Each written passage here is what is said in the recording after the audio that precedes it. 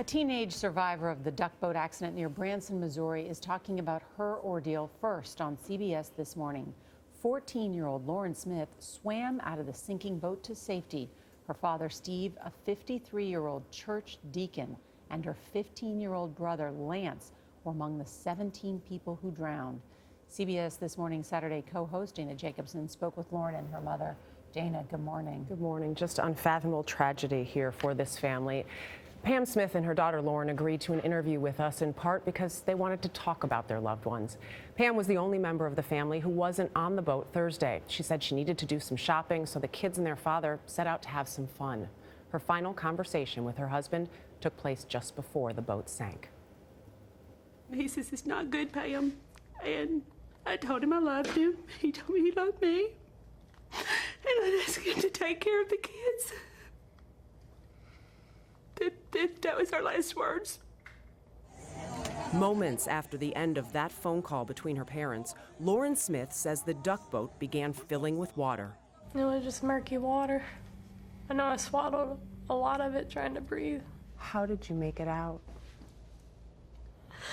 I don't know. I heard that you helped someone else, though, too. I went up and I saw someone struggling. I went up to push up their feet so they could get help. But the waves were too big. I couldn't go back to save that person. It could have been my brother. It could have been my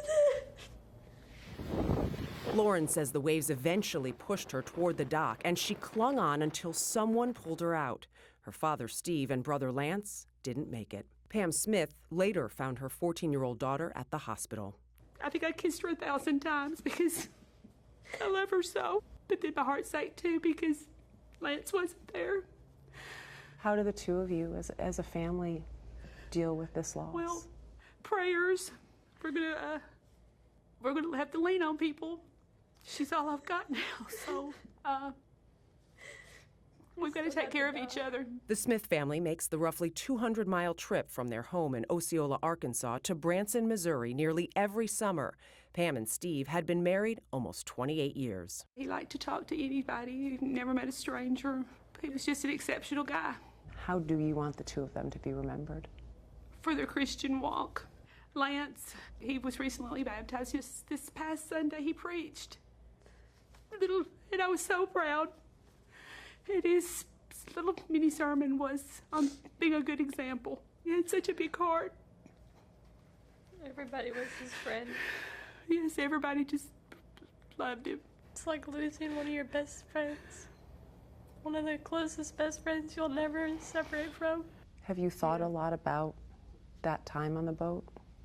Thinking, why me? Why do I have to live? You got to live to share your brother's memory and your father. And you have purpose. You have a purpose, Loren. You've got big things ahead of you. And God knew I needed you. Now, a lot of people have been wondering why the duck boat was allowed to go out on the water under those conditions Thursday. Loren says the sky was clear and the water was calm when they first set out.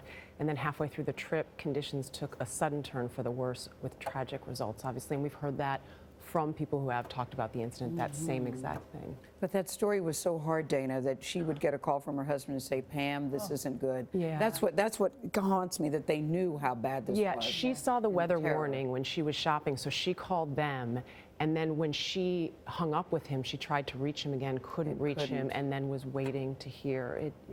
It's unfathomable, as I Their said. daughter survived all of that. She did not have on a life jacket? No, she told us that they were never told to put on the life jackets. They got a very quick safety briefing in the beginning, and she really didn't know. She talked about trying to struggle to get out, but wasn't clear exactly how she was able to, and then she just came up. It was such a mom move, too, the way she tenderly moved her daughter's hair, and she said, God knows that I needed her. It's just, God, that's tough. They have their church at home that's really embraced them as well, which I know she told me has helped them tremendously so far. When she talks about needing to lean on people, thank God she has that church and that they have each other. I appreciate them sharing the story, though. Yeah. Very much so, very much so, Sharing and the story honoring as hard their as it loved is to ones. hear. Yeah. Thank you very much, Dana.